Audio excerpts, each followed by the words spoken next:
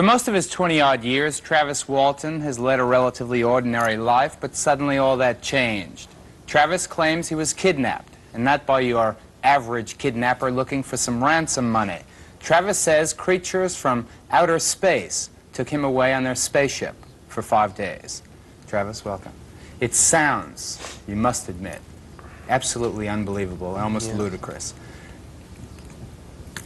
Given that, that terrible start off, why don't you tell me what happened? There was 7 of us. We were working in the woods near Heber, Arizona, and we had quit for the day, and we were driving down this logging road, and it was just starting to get dark. It wasn't quite dark, it was not dusk, and one of the guys in the back says, "What's that?"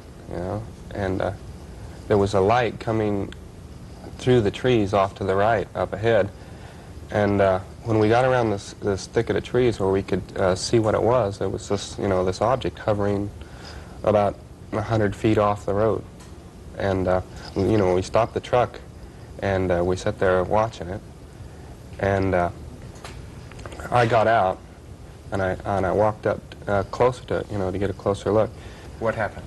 Well, I jumped down behind this log, and as I raised up to go, I just felt a numbing shock.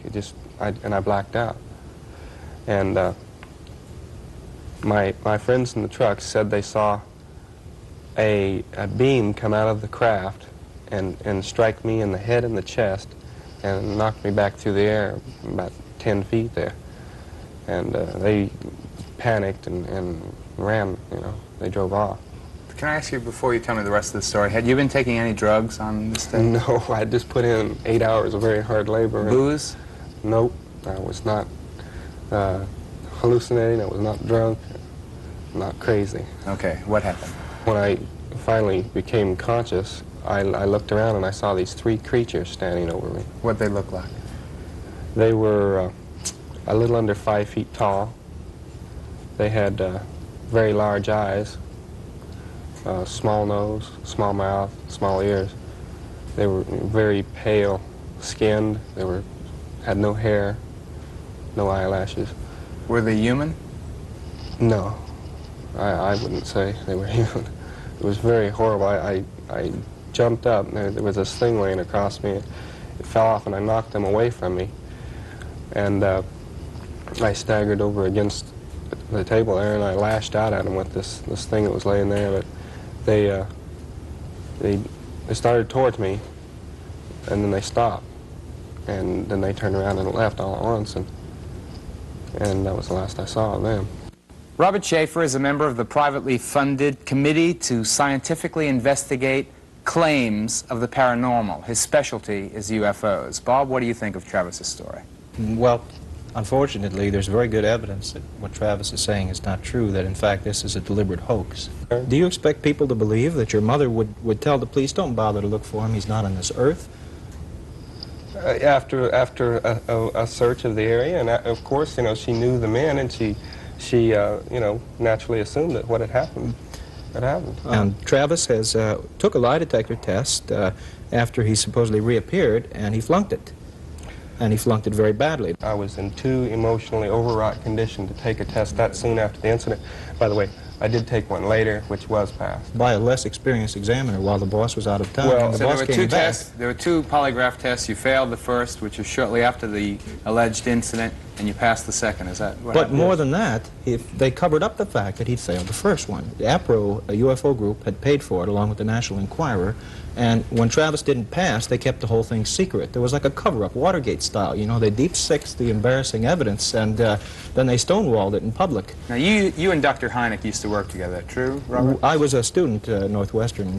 When did astronomy. you ever believe in UFOs? I've been interested in UFOs for a long time. When I was a lot younger, I thought that there may well have been something to it, but And now? since then I've changed that opinion.